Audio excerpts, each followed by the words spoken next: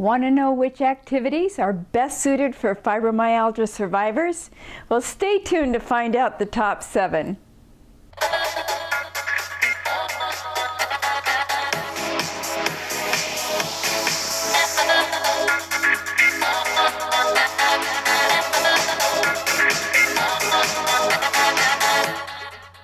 When you're sore and achy, the last thing you want to consider doing is exercising. However, it's exactly what's going to help lessen the joint soreness and muscle pain often associated with fibromyalgia. The research is clear. By developing the positive habit of physical activity, over time you'll see a significant reduction in your fibro symptoms, such as reduced pain, increased overall well-being, improved moods, greater mental alertness, and reduced fatigue.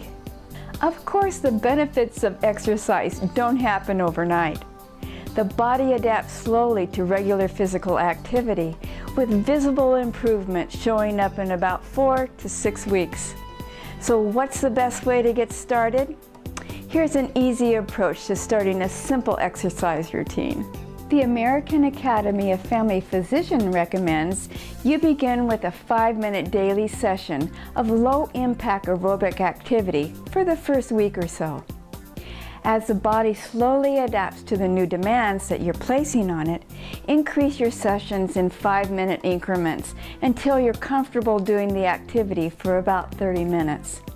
This may take about 4 to 6 weeks of initial dedication. Keep in mind that it's important to maintain a constant daily activity level whereby you're not overdoing any routine.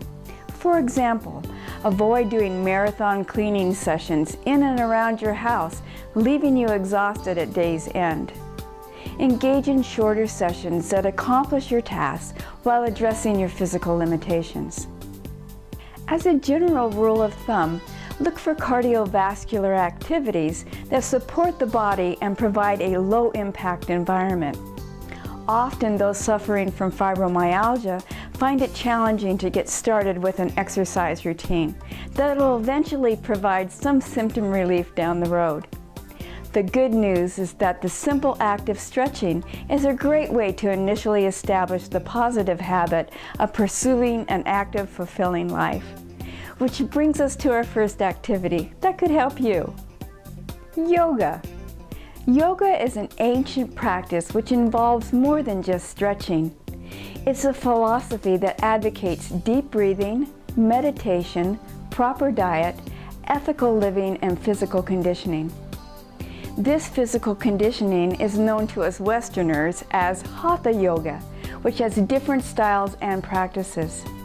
Certain yoga postures help to relieve stress and pain in the body. As with many new activities, it takes time to feel the benefits. Depending on your degree of pain and your dedication to practicing yoga, pain relief may take from several days to several weeks of regular practice. Don't give up too early should you see little sign of improvement in the first few sessions. The key is to practice it on a consistent basis and allow your body to adapt to your new routine. With a little time and a little patience, you should see some changes in your overall health. Number 2 is Tai Chi. The Chinese developed a series of basic gentle movements that mimic natural animal movements. These graceful movements have been shown to be a good form of exercise for people with fibromyalgia. The art of Tai Chi allows you to get in touch with your inner self on a physical and meditative level. This particular form of gentle exercise is a great way to start any physical activity program, as it is low impact. It is often recommended as a form of exercise for the elderly and ill. Number 3, aqua exercise classes. Exercising in an aquatic environment can be an ideal medium for you, the fibromyalgia survivor. Aqua exercise is a great way to start an exercise program, as it is both low impact and low in intensity.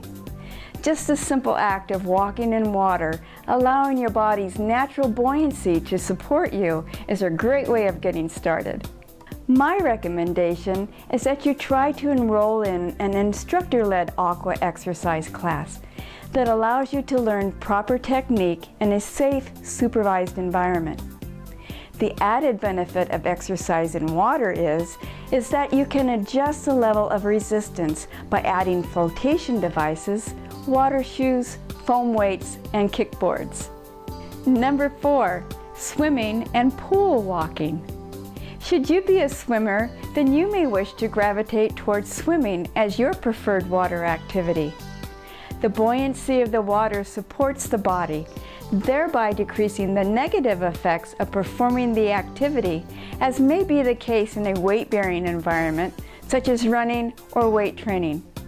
Mixing up your swimming strokes provides a complete total body workout. I have personally found pool walking to be a great way to exercise. Pool walking doesn't stress the muscles like a land-based weight-bearing activity, such as running. To get started, slip on a buoyancy belt or life jacket. Slide into some chest-deep water into a pool. Then mimic the walking, running, or cycling motion in order to get a great workout without the pounding. Exercise number 5 is cycling. Whether you choose to use a stationary bicycle or head out along the cycling trail, your body weight is being supported by the seat and frame of the bike. This takes much of the pressure from your body weight off key joints such as your knees and ankles. Cycling is a great form of exercise if you're slightly overweight, as it offers some additional support, minimizing the joint stress and strain that can sometimes occur from other forms of activity. Besides cycling, another low-impact activity often found in fitness facilities is the elliptical trainer. An elliptical trainer combines the motion of cycling with that of walking. These treadmill-like devices often incorporate exercise for the arms as well, providing the body with a complete aerobic exercise routine. Number 6, rowing and paddling. Both rowing and paddling are low-impact activities done from a seated position with primarily your upper body and core being involved in the activity. Rowing can often be done at your local gym, as many facilities have rowing machines at their disposal. Keep in mind that your upper body will fatigue faster than an activity that primarily uses your lower extremities. If such is the case, take it easy in the beginning. If you are using a rowing machine, adjust the tension down so that the resistance is easy to manage. Should you be looking at paddling as a possible pursuit, both canoeing and kayaking are great outdoor sports that can give you a whole new perspective on your local river, lake, or coastal waterway. Kayaking is one of my favorite summer pastimes, especially along some of the breathtaking waterways of the Pacific Northwest. And number 7, walking or hiking. Probably the simplest weight-bearing activity that we are familiar with is that of walking. It requires very little in the way of special equipment, just a good pair of walking or running shoes. Nor does it require any special facility. You can walk almost anywhere at any time of the day and in most weather conditions. The key to starting a walking program is to ensure that you have proper footwear that is going to properly support and cushion your feet. Going to a specialty store that sells walking and running apparel will be well worth the extra time spent. Hiking in the great outdoors is one of my favorite summertime pastimes, especially when I can head into a pristine mountain wilderness area.